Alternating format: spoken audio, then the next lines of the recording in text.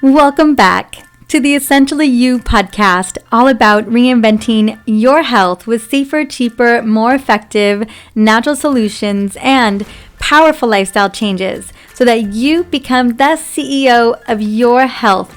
I am your host, Dr. Mariza Snyder. Any chance over the last several weeks you have been experiencing acne, brain fog, moodiness, sudden energy crashes, and insane cravings in the middle of the day or after dinner while you're watching Netflix? Now, if you've experienced any of these things, you are in the right place. Since living at home has been pretty much 24/7 for many of us, it's so easy to get caught up in the sugar trap.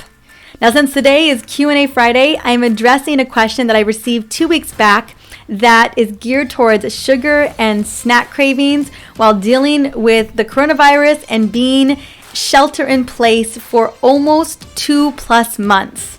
Now, today's question was sent in by Sandra Morenos, and she reached out to me because she is struggling with tons of food and sugar triggers and wants a solution to end her cravings, like yesterday. Here is Sandra's question. I need to get off of this crazy chocolate roller coaster. Since I've been home, I've created some not so great habits. Can you share tips to get rid of these 11 a.m. and late night chocolate cravings? I'm tired of eating the whole house every single week. I totally hear you, Sandra. I know there are women who are feeling you listening to this today. So what I want to do is I want to share my 4 steps to breaking sugar cravings. Even if it's in your house, even if the temptation is a struggle, I want to be able to set you up for success moving forward. Number 1, write down what you eat. Now, there is nothing like accountability when it comes to shaping new eating habits. Visually seeing what you're putting into your body as well as physically writing down or logging the foods into an app are the best ways to really see not only where your food and nutrient loyalties lie, but to also know your food triggers and specifically to know your food trigger times. So often we fall into habits and rituals where 11 o'clock we need something, or 3 o'clock we need something, or 10 o'clock we need a little extra something. So getting clear on when those triggers are will get you in the know and set you up for success. Number 2, fuel your body with foods that will keep you full. And generally, you want to get calories from nutrient-dense foods like protein, fiber, and healthy fats for all 3 meals. That's breakfast, lunch, and dinner. Now, if you focus on filling your plate with these staples at each and every meal, you will be set up for the next 4 to 6 hours. Basically, you shouldn't be hungry because you filled up your body with all the nutrients it needs so that you can get to that next meal 4 to 5 hours later. Now, my dear friend Trisha Nelson, an emotional eating expert, teaches this concept called 3-meal magic. Basically, she focuses on 3 solid meals a day without snacking. Now, I'm a really big fan of this because it keeps it very simple. And I'm going to be hosting her on the show later on this month to go in greater depth into understanding the 3-meal magic strategy and how you can say bye-bye to snacking for good. Now, it's no surprise that protein and fiber helps to have us feel fuller longer. So increasing those 2 foods in particular, anything that's got fiber in it, so nuts, seeds, starchy vegetables, green leafy vegetables, all of that's going to help you to stay fuller longer, and it's going to help to support your gut microbiome. And then we know that protein is a big win when you are struggling with cravings or trying to break up with those mid-afternoon snacks. Number 3. When in doubt, grab peppermint essential oil. I cannot tell you how many times, hundreds of times, peppermint has saved me from eating something I knew was not going to serve me down the road. It is a powerhouse for nixing sugar cravings. It has worked for me every single time for the past 8 years. Now, amazing research has been done concerning cravings and essential oils. Definitely the most famous study is by Dr. Alan Hirsch, who found that peppermint oil is amazing, just incredibly effective at curbing cravings like that. I'm talking about 30 seconds and that craving is gone. All you got to do is you grab a peppermint essential oil, which I literally have right in front of me right here, open the bottle and just breathe it in. And not only does it knock that craving out the door, but it boosts energy and brain function at the same time. So it's like a triple threat. So especially if you're having a craving because you're exhausted or worn out, grab that peppermint and I promise you, it will do double duty to get you back in the game. Now, other essential oils that I love to help curb cravings are going to be any of the citrus oils. So grapefruit, lemon, wild orange, tangerine, lime. Also, cinnamon's a great one too. Clove and fennel are great, but personally I like to stick with the citruses and mints because they smell good, they're easy to use, and they help to boost happy neurotransmitters and energy. And for me, it's always the need for energy is why I'm having a craving moment, and so the essential oils can knock that out pretty quickly. Number 4, distract yourself from cravings. This is a biggie. So this is the reason why I recommend that you figure out when your cravings are. I know for me, cravings were like clockwork. Every day at 3 o'clock or every day at 3:30, I would start to need something just to get myself through the next 3 to 4 hours of the day before I went home and started doing all the other things that I had to do. And so when I recognized that, I knew that around 3 o'clock, I was going to be craving something.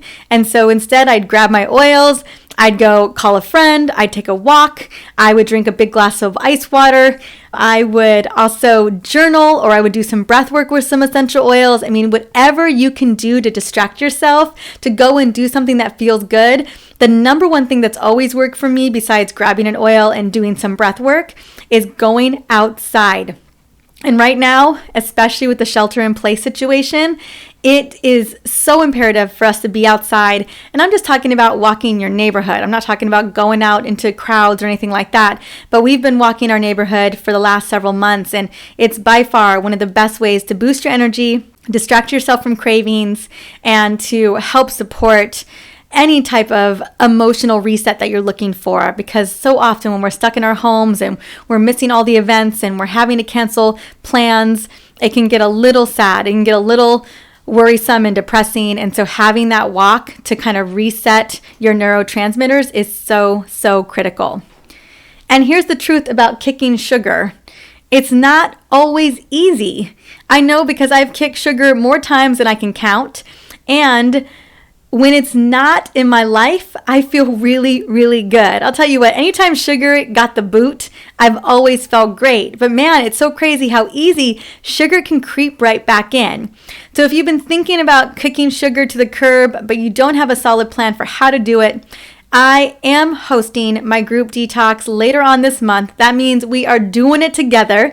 And I'm going to be hosting a Detox Masterclass to learn more. And that Masterclass is happening on May 12th.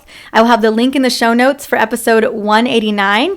Or you can go to drmariza.com/masterclass. Now, before we go, I want to share a quick story from a podcast listener named Cheryl. Like Sandra and myself, she struggled with a lot of sugar cravings. And Cheryl is a high school teacher in Jacksonville, Florida. And she had shared this story with me back in January before we all went into shelter in place. So she was a school teacher at the time, still is today, but she was actually in school at the time. So she reached out to me because she considered herself an emotional eater. She couldn't get through the day without a small bag of chips, a Snickers bar, and a 12-ounce Diet Coke to wash them down. Every day around 11 o'clock, she found herself in a mad dash to the teacher's lounge looking for a pick-me-up to get her through the rest of the morning. She would make it until about 4 o'clock in the afternoon, and then she would need another Diet Coke, another chocolate bar or something to carry her through the rest of the evening until dinner. Now, at 48 years old, she basically said she dragged herself out of bed at 6:30 in the morning every single day because she had to get to school by 7:30 a.m. By mid-morning, she was already crashing hard. By like 11 o'clock, she was needing something. And Cheryl desperately wanted to get up in the morning, feel energized for the rest of the day like she used to feel. She wanted to reset her eating habits and get rid of the cravings that were stonewalling her progress every single day. She was desperate for a solution. Although Cheryl was very skeptical about the 14-day detox because she didn't think it would be enough time to make any real change, she was willing to try because she thought, what could it hurt? Plus, she was doing it with one of her best friends. And by the end of the 2 weeks, Cheryl told me that her cravings had completely disappeared. She no longer had the 11 a.m. carb rush. She no longer relied on Diet Coke for her energy. And this is actually what she wrote to me back at the end of, I want to say middle of March, almost end of March, because we ran the group Detox, I want to say at the beginning of March, before all of this happened. She reached out to me before we all went into shelter in place, and this is what she had to say. I've known for a long time that I was dependent on Diet Cokes and sugar of any kind to get through my day. I felt stuck in an emotional eating cycle, especially at night when I would feel guilty about the decisions I made during the day. I would start guilt eating Oreos until I was uncomfortable, so uncomfortable that it was hard to go to sleep. I knew I needed to break my need for sugar and Diet Coke, so I joined my friend and did Dr. Mariza's 14-day detox, hoping for a miracle. I knew that I could do it for 14 days, and I expected the first 3 to 4 days to be challenging. I ended up doing the program and the whole thing for 1 month because I felt so good, and the results kept inspiring me to go further. I lost a little over 11 pounds on the 14-day detox and then lost another 5 pounds for the rest of the month. And I cannot tell you, I feel amazing, not only physically, but mentally. I'm beyond happy with my results. My energy is back and my insulin levels are back to normal. I lost over 2 inches around my waist. And finally, my metabolism feels like it's turned back on. I couldn't have imagined a better outcome. And this is really what I want for anybody who is struggling with sugar cravings or feeling like they're just stuck on this merry-go-round that just cannot get off, cannot feel like they're getting their energy or their vitality or their health back on track. As I mentioned before, this masterclass is absolutely free to attend, and I will be sharing so many tools with you on how to help you find balancing with your hormones, restoring your energy, and putting an end to unrelenting cravings. As I mentioned before, you can easily register for free at drmariza.com/masterclass. And as always, thank you so much for stopping by and listening in to the Essentially You podcast. In the upcoming episode, I'm excited to bring on a dear friend, Eric, who is going to be sharing on what is mindfulness and why is it so important right now. I'm excited to have this conversation because mindfulness and meditation have been 2 critical elements for me during this entire year, but definitely during the last 2.5 months, because I feel like we need so much to go inward and help to settle ourselves and feel calm within ourselves before we can go and do the good work out in the world. So I hope you join me on Tuesday for this next episode. Until then, have an amazing day.